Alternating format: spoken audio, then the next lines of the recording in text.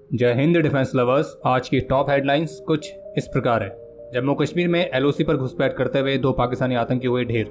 PoK में मौजूद launch pads पर पाकिस्तानी आर्मी दे रही है आतंकियों को ट्रेनिंग।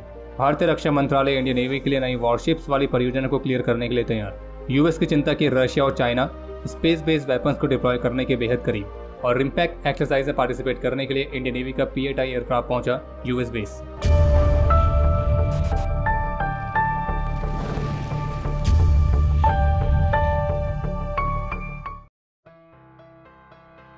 आज भारत के सिक्योरिटी फोर्सेस ने कुपवाड़ा के कैरन सेक्टर में एलओसी के साथ घुसपैठ की एक और कोशिश को नाकाम किया है। और अभी जिससे में हमें वीडियो रिकॉर्ड कर रहे हैं तब तक आई रिपोर्ट्स के मुताबिक इस एंटी इन्फिल्ट्रेशन ऑपरेशन के दौरान पाकिस्तान द्वारा स्पॉन्सर्ड 2 सुअरों को सफलतापूर्वक होरीफाइड किया जा चुका है। और फिलहाल अभी ये जो ऑपरेशन है ये अभी भी जारी है। और ऐसी रिपोर्ट्स हैं कि करीब 4 से 5 पाकिस्तानी आतंकियों ने जम्मू कश्मीर में घुसपैठ करने का प्रयास किया था। और जबकि कल रात को 2 बजे जम्मू कश्मीर के डोडा के कश्तीगढ़ इलाके में आतंकियों ने एक स्कूल को निशाना बनाया था जहां पे आर्मी के जवान ठहरे हुए थे। और इस दौरान आतंकियों द्वारा स्कूल पर ग्रेनेड्स फेंके गए और आतंकियों के साथ हुई मुठभेड़ में हमारे 2 जवान घायल हुए हैं। और जबकि आतंकियों का पूरी तरह से सफाया करने के लिए आर्मी और जम्मू कश्मीर पुलिस ने एक बड़े काउंटर टेररिज्म ऑपरेशन को लॉन्च किया है। और 84 दिनों के अंदर ये इस तरह का 10वां आतंकी हमला था। बाकी इस ऑपरेशन के तहत डोडा और कठुआ के जंगलों में एक मैसिव सर्च ऑपरेशन भी जारी है। और मीडिया रिपोर्ट्स के मुताबिक इन जंगलों में लगभग 24 से अधिक आतंकियों के छिपे होने की रिपोर्ट है। और हाल ही में कुछ फुटेज भी सामने आई है जिससे क्लियर हो रहा है कि कैसे पीओके में मौजूद आतंकी लॉन्च पैड्स पर जो आतंकी मौजूद हैं तो उनको ट्रेनिंग सीधे सीधे पाकिस्तान की आर्मी की तरफ से मिल रही है। और जैसे कि हमारे ऑफिशियल्स भी हाल ही में क्लियर कर चुके हैं कि जो आतंकी हाल ही के समय में ढेर किए गए तो वो हैविली आर्म्ड होने के साथ साथ वेल ट्रेंड भी थे। और ऐसी भी रिपोर्ट्स हैं कि पाकिस्तान की जो आर्मी है वो इस बार आतंकियों के रूप में उनको भेज रही है जो कि ऑलरेडी पहले पाकिस्तान की मिलिट्री में सर्विस दे चुके हैं। इन सब के अलावा एक बात और ऑब्जर्व की गई है कि जम्मू कश्मीर में जो इन आतंकी हमलों को अंजाम दे रहे हैं तो वे सभी आतंकी संगठन सोशल मीडिया पर भी काफ़ी ज़्यादा एक्टिव हैं। और करीब 30 से ज़्यादा ऐसे सोशल मीडिया अकाउंट्स अभी भी सक्रिय हैं जो कि इंसिडेंट से संबंधित वीडियोस और अन्य डिटेल्स को लगातार शेयर करने में लगे हुए हैं। और इन सोशल मीडिया पोस्ट के माध्यम से इन आतंकी संगठनों का प्रमुख उद्देश्य है भारत के देशवासियों के अंदर भारत की आर्मी को लेकर एक तरह का नेगेटिव सेंटीमेंट ग्रो करना। लेकिन शायद इन्हें यह पता नहीं है कि भारत के देशवासियों को अपनी मिलिट्री पर, अपनी सेना पर पूरा विश्वास और गर्व है। और इसी बात पर आज कमेंट सेक्शन में हमें भारतीय सेना पर गर्व है लिखना ना भूलें। और हमें पूरी उम्मीद है कि ये जितने भी हमलावर हैं इन सभी को एक एक करके होरीफाइड किया जाएगा। इकोनॉमिक टाइम्स की रिपोर्ट के मुताबिक भारतीय रक्षा मंत्रालय इंडियन नेवी के लिए 70,000 करोड़ रुपीस की कीमत पर नई वॉरशिप्स वाली परियोजना को क्लियर करने के लिए तैयार है। और यहाँ पे जिस परियोजना की बात की जा रही है वो है प्रोजेक्ट 17B, जो कि प्रोजेक्ट 17A के तहत बनाई जा रही नीलगिरी क्लास की फ्रिगेट्स का ही फॉलो ऑन है। और इस प्रोजेक्ट 17B के अंडर भी टोटल 8 एडवांस फ्रिगेट्स बनेंगी। और इन 8 फ्रिगेट्स को बनाने का जो कॉन्ट्रैक्ट है वो MDL और GRSC के बीच डिवाइड किया जाएगा। और ये दोनों शिपयार्ड्स अभी वर्तमान समय में प्रोजेक्ट 17A के तहत भी फ्रिगेट्स का निर्माण कर रही हैं, जिनमें से MDL 4 फ्रिगेट्स बना रही है और GRSC 3। और प्रोजेक्ट 17B के तहत ये ऑर्डर किस तरह से स्प्लिट होगा तो उसके बारे में भी डिटेल्स आनी बाकी है। लेकिन इकोनॉमिक टाइम्स की रिपोर्ट के मुताबिक प्रोजेक्ट 17B के तहत जो फ्रिगेट्स बनेंगी वो हाईली एडवांस्ड होंगी और उनमें स्वदेशी कंटेंट की मात्रा भी काफ़ी ज़्यादा रहेगी। और इसमें स्वदेशी तौर पर बनाए गए फायर कंट्रोल सिस्टम्स, भारत के स्वदेशी हथियार जैसे कि ब्रह्मोस मिसाइल, कुछ एंटी सबमरीन वेपन्स और इलेक्ट्रॉनिक वॉरफेयर सिस्टम्स इंटीग्रेट किए जाएंगे। वॉइस ऑफ अमेरिका की रिपोर्ट के मुताबिक यूएस मिलिट्री और इंटेलिजेंस ऑफिसर्स ने इस बात में चिंता व्यक्त करी है कि रशिया और चाइना स्पेस बेस्ड वेपन्स को डिप्लॉय करने के बेहद ही करीब है, जो कि अमेरिका की राष्ट्रीय सुरक्षा पर एक गंभीर प्रभाव डाल सकता है। और यूएस की तरफ से क्लेम किया गया कि रशिया और चाइना स्पेस को अपनी एडवांस मिलिट्री कैपेबिलिटीज के लिए एक डोमेन की तरह इस्तेमाल कर सकते हैं और इसके लिए हमें तैयार रहने की जरूरत है। हालांकि अमेरिका के इन आरोपों पर रशिया और चीन की प्रतिक्रिया में इन आरोपों को खारिज किया गया है। और जबकि इससे पहले भी यूएस द्वारा रशिया पर इस तरह के आरोप लगाए गए थे, तब मई में रशिया के डेप्यूटी फॉरेन मिनिस्टर ने ये क्लियर किया था कि रशिया की योजना स्पेस को वेपनाइज करने की नहीं है और इस तरह की न्यूज़ केवल फेक न्यूज़ है।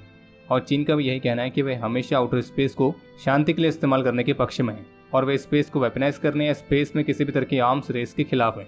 लेकिन फिर भी यूएस ऑफिसर्स का मानना है कि चीन और रशिया स्पेस बेस्ड वेपन्स को बहुत तेजी से बना रहे हैं और उन्हें डिप्लॉय करने के करीब हैं।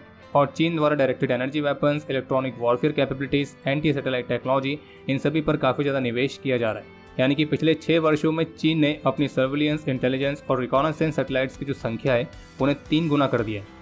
और इस बात की संभावना भी जताई गई कि चीन की सैटेलाइट्स किस तरह से डिज़ाइन की गई हो सकती हैं जो कि ज़मीन पर टारगेट को ट्रैक करके उन्हें एंगेज भी कर सके। बाकी स्पेस का मिलिटराइजेशन और वेपनाइजेशन किस तरह से हो सकता है तो इस पर ऑलरेडी एक वीडियो हमने पहले बनाई थी। अगर आपने वीडियो नहीं देखी है तो उस वीडियो को आप जरूर देखिएगा। लिंक इस वीडियो के डिस्क्रिप्शन में मिल जाएगा। इंडियन आर्मी चीफ द्वारा जम्मू कश्मीर की सिक्योरिटी सिचुएशन के बारे में भारतीय प्रधानमंत्री और भारत के गृह मंत्री को जानकारी दी गई है। बाकी जम्मू डिवीजन में जो काउंटर टेररिज्म ऑपरेशंस चल रहे हैं तो उन ऑपरेशंस में आर्मी द्वारा ड्रोन्स जैसे सभी इक्विपमेंट की मदद ली जा रही है।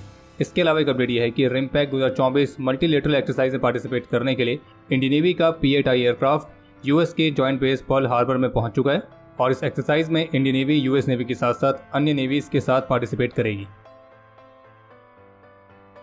Janes.com की रिपोर्ट के मुताबिक south Korean firm Hanwha Aerospace ने अपने नए एंटी एयरक्राफ्ट लेजर वेपन के प्रोडक्शन को स्टार्ट कर दिया है और जिसके तहत Republic of Korea armed forces के लिए laser based anti aircraft weapon block 1 को प्रोड्यूस किया जा रहा है और कॉन्ट्रैक्ट के मुताबिक इन सिस्टम्स की जो डिलीवरी है वो 2024 के अंत से स्टार्ट होगी।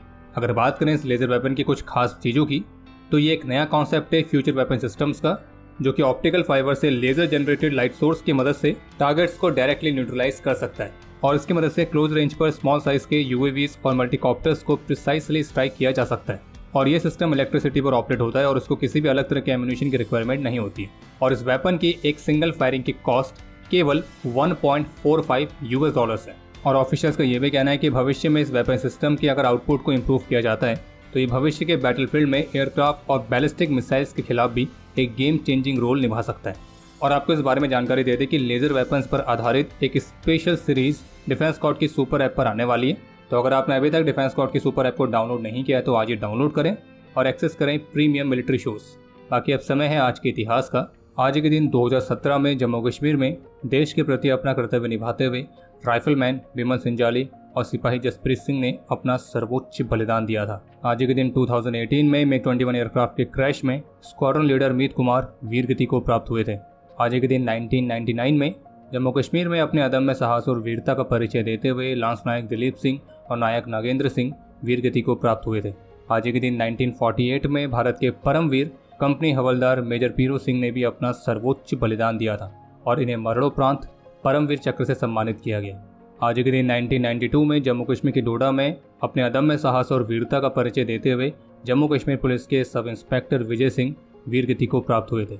और आपके लिए आज का प्रश्न ये है कि कारगिल वॉर में चलाए गए इंडियन आर्म फोर्सेस के 3 मेजर ऑपरेशंस के नाम क्या थे।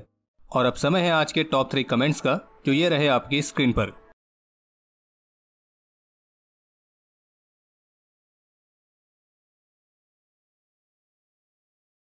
तो हमारे आज के इस एपिसोड के लिए इतना ही। उम्मीद है आपको एपिसोड पसंद आया होगा।